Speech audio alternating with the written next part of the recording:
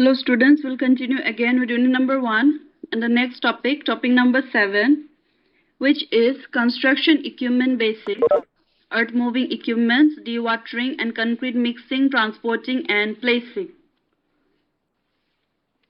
So equipment for earth moving. The first one is excavators. So these are heavy machines and it consists of a base cabin and a long arm with a bucket attachment at its end. They use a hydraulic system to function. The operator controls the excavator from the base cabin, which is capable of rotating 3600 rpm. The base cabin is placed on a supporting structure with either wheels or tracks. The excavators are widely used in both small as well as large construction sites. So their applications include excavation, demolition, heavy lifting, grading, landscaping, mining, dredging, and more.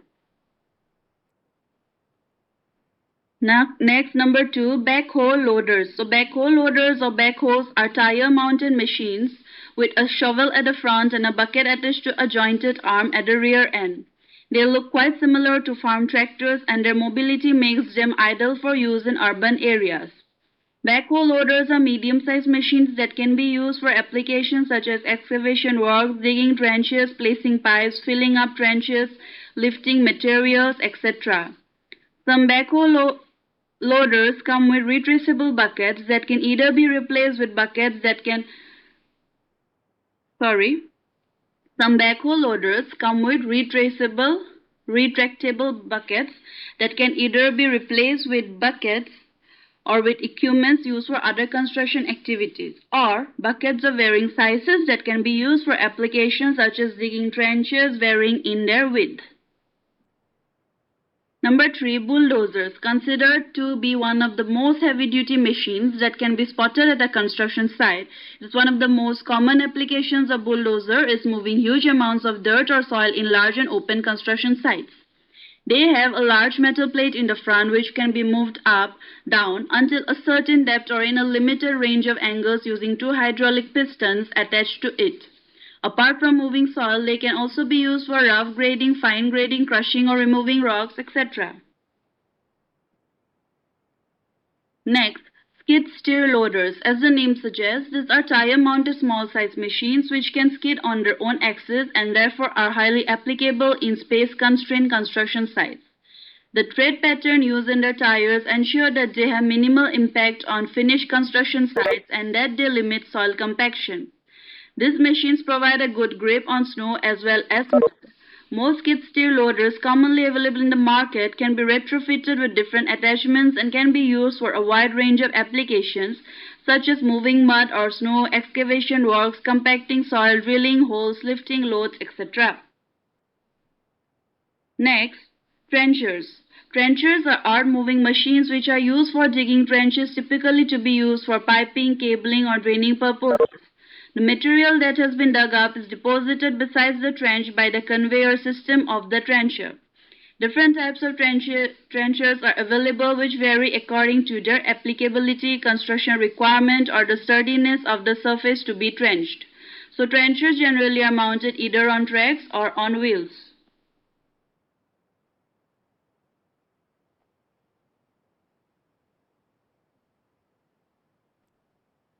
Next, dewatering. Dewatering and construction. Dewatering are terms used to describe the action of removing groundwater or surface water from a construction site. Normally, the dewatering process is done by pumping or evaporation. It is usually done before excavation for footings and will help to lower the water table that might cause problems during excavations. Dewatering can also refer to the process of removing water from the soil by wet classification. Wet classification is a construction process that looks at the size of the particles that make up the underlying soil in a project site and the flow of fluids through those particles. Dewatering activities must be done properly to avoid eroding the soil on the construction site. It is also important to choose the best location for discharge even when you might be far away from water bodies or catch basins. So there are multiple dewatering products that can be used to remove sediments from the pump water, such as dewatering bags. When choosing discharge areas from a dewatering process, do remember the following points. Number 1, water should not be pumped directly into slopes. Number 2, dewatering activities should be directed to a wooden buffer if available. 3. Important to pay special attention and discontinue dewatering if the area shows signs of instability or erosion. 4. Channels used for dewatering must be stable and better if they have been protected with grass or vegetation. 5. Should avoid dewatering under heavy rains because the infiltration rate is at a minimum and water will move slower, or just the dewatering process will not function. 6. Never discharge water that has been contaminated with oil, grease, or chemical products directly. In such instances or situations, an oil water separator may be necessary. 7. Additional permits and requirements may be needed or might be needed from the state, local, or federal agencies. 8. It is important to understand the water table conditions in the area. Perhaps the underground water is always near the surface, so your plan might not work. That is, dewatering may not work. 9. Some pumps are the most common dewatering technique but can handle only a small volume of water. Dewatering methods. Construction dewatering from open excavation or trenches can be done by several methods. However, the simplest of all is the gravity drain using drainage channels carrying away water from the area to be worked to the discharge point. So other feasible ways for dewatering are water pumping, siphoning, or using large construction machinery buckets to scoop and dump water from the selected area. Earth channels used for dewatering could also be used for protected with ditch linings, and additional protection should be placed to reduce water velocities and minimize erosion. It is recommended to build riprap revetment protection with geotextile to prevent additional erosion at the discharge point. Next, concrete mixing, transporting, and placing. In its simplest form, a concrete is a mixture of paste and aggregates or rocks. The paste, composed of Portland cement and water, coats the surface of the fine, that is small, and coarse, that is larger aggregates. Through a chemical reaction called hydration, the paste hardens and gains strength to form the rock-like mass known as concrete. So concrete, due to its versatility and durability, is the world's most widely used construction material. With increased focus on infrastructure and housing activities, use of concrete in various forms is increasing day by day. It's plastic and malleable when newly mixed, strong and durable when hardened. So these qualities explain why one material, that is concrete, can build skyscrapers, bridges, sidewalks, and superhighways, houses, and dams. Concrete can succumb to an amazing number of illnesses as well. So viewed this way, making good concrete is more of a miracle than a routine procedure. But most of the variables can be controlled, so concrete is used in almost every structure built. So it's the second most commonly used material on the planet next to the water. So good concrete is the result of a good planning involving everyone in the chain. There should be a methodology to determine the quality of the concrete produced, but only a few methods and only one attempt of standardization was found in the literature. So the methodology to determine the quality of the concrete mix is often referred to as the measurement of the efficiency of the mixer. The efficiency parameters of a mixer are affected by the order in which the various constituents of the concrete are introduced into the mixer, the type of mixer, and the mixing energy used. So nowadays, for most of the construction projects, the concrete mixer machine and the ready-mix concrete plant is used due to faster, cheaper, efficient, high productivity, better quality, strength, and durability. Next, concrete mixing methods and concrete mixers. Methods for mixing concrete. The production of concrete consists of establishing a mixture proportion for concrete and then mixing these constituent materials to obtain a mixture with well-distributed aggregate. Although there has been significant work in understanding the influence of constituent material types and proportions on RMC performance, much less work has been done to assess the influence of mixing on RMC properties. Several processes are commonly used to mix concrete. The mixing is typically classified into three general types: stationary ready-mix concrete, mobile batching mixed concrete. So what is stationary mixing? It is when the concrete mixing process is done at a work site. Stationary mixers are commercially available in different sizes, up to 9.0 meter cube to 12 yards cube. So ready-mix concrete. Ready-mix concrete is typically batched and mixed off the work site and then delivered to the work site in a concrete mixing truck. RMC, that is ready mixed concrete, can be manufactured by using the following methods. Central mixed concrete is a concrete mixed thoroughly in a stationary mixture that is then discharged into transporting equipment. So this transporting equipment can be a truck agitator, a truck mixer operating at agitation speed, or a no agitating truck. Number two, shrink mixed concrete is a concrete partially mixed in a stationary mixer with mixing completed in a complete truck mixture during its travel to the worksite. Number three, truck mixed concrete is a concrete mixed completely in a concrete truck mixture. The mixing constituents are batched at a plant, charged into the transporting truck, and mixed as the truck travels to the worksite.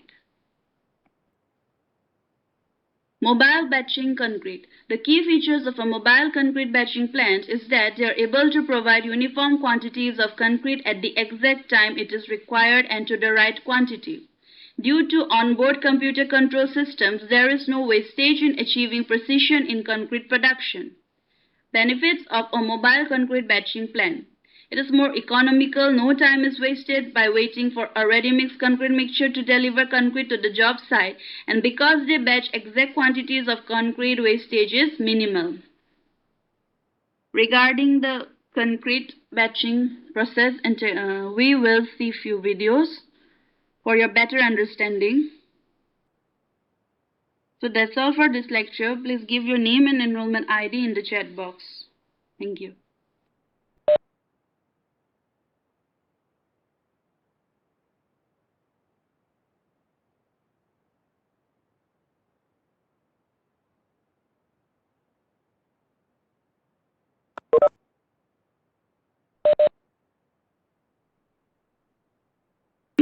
In this video, we will see the differences between precast concrete and cast in situ concrete. So let's start. Method. Precast concrete is the new method of concreting which is used all over the world extensively. It is also used in India as well, but not very often. In precast concrete method, concrete is made, poured in reusable mold, cured in a controlled environment, transported to site and lifted into place. Here controlled environment is nothing but a precast plant. Cast in situ concrete, also known as cast in place concrete. It is the conventional method of concreting. This method is generally used in India for most of the projects. In this method, formwork is made at site and liquid concrete is poured in the formwork and then cured. Precast concrete members are casted and cured at precast plant and then transported to site, and only jointing will be done at site. Whereas the cast in situ concrete is casted at site and cured at site. Casting. In case of precast concrete method, elements like slabs, beams, columns can be casted in advance, thus it saves time. Whereas in case of cast in situ concrete method, elements cannot be casted in advance. Quality. In case of precast concrete, quality can be controlled and maintained easily because precast concrete is made in a factory, hence ideal conditions and exact measurements can be maintained throughout the process. Precast concrete gives better quality than cast in situ concrete in terms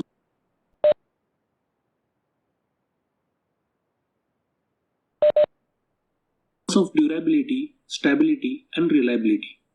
Water cement ratio can be properly adopted in precast concrete than in cast in situ concrete, which can lead to better quality control. Whereas cast in situ concrete is casted at site, hence quality is concerned with workmanship. Many times the cement slurry flows through the badly fitted formwork, which can lead to poor quality concrete. Labors. In precast concrete method, less number of labor shall be required, as only joining of members shall be done at site, and also less skilled laborers are required for this job.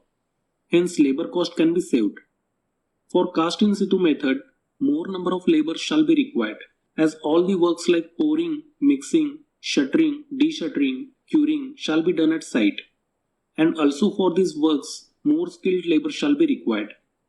Speed of construction. Precast concrete method requires less time for on-site construction as compared to cast in situ concrete method, because precast members are transported to site and can be directly lifted and placed on desired position, and there is no waiting for it to gain strength.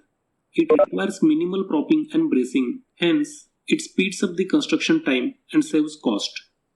Whereas cast in situ method of concreting requires more time because concrete requires minimum 28 days to achieve 99% strength of its total strength. Thus, after creating one element, only after 7 days a new element can be created, which is dependent on previous one because concrete achieves 65% strength of its total strength in 7 days. Curing conditions. In construction industry, curing takes major time in project completion. In precast concrete method, curing conditions can be controlled in a factory and high early strength can be achieved with the help of accelerated curing. The most commonly adopted curing techniques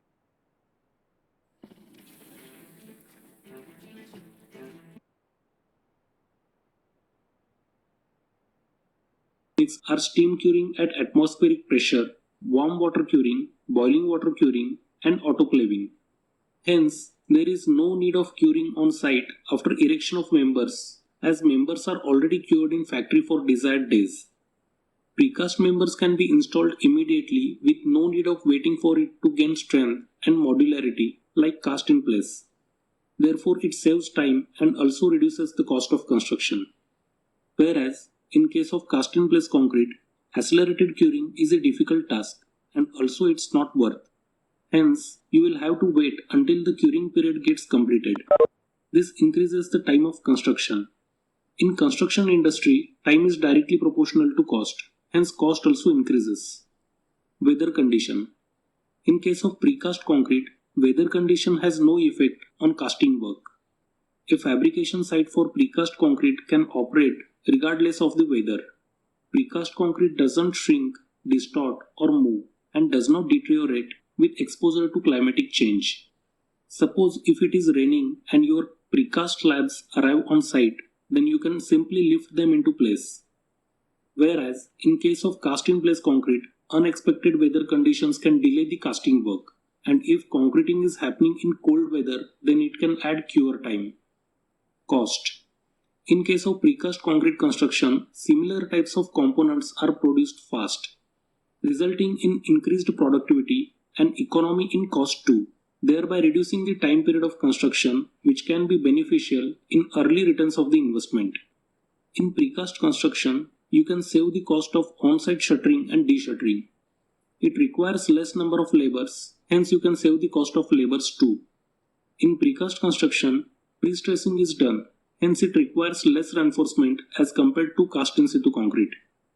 As per research article published in Journal of Construction Engineering, on an average, the precast concrete slabs are 23.22% cheaper and precast columns are 21.4% cheaper than in cast in place concrete construction, especially for large scale production. Whereas in situ concrete is cheaper form of construction for small structures. The shuttering and de-shuttering takes more time and space and hence increases cost of construction.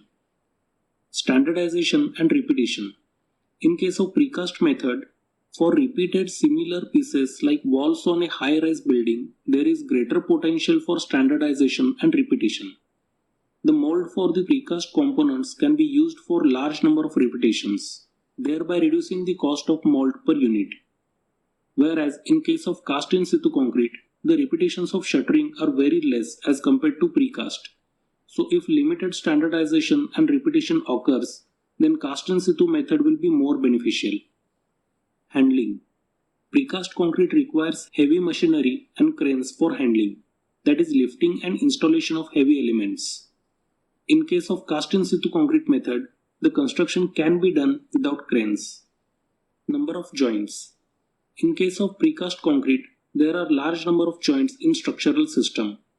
In precast concrete construction, details at the joint become very critical and needs careful attention. Whereas in case of cast in situ concrete, less number of joints will be present in structural system and no serious attention is required for joints. Resistance to earthquake.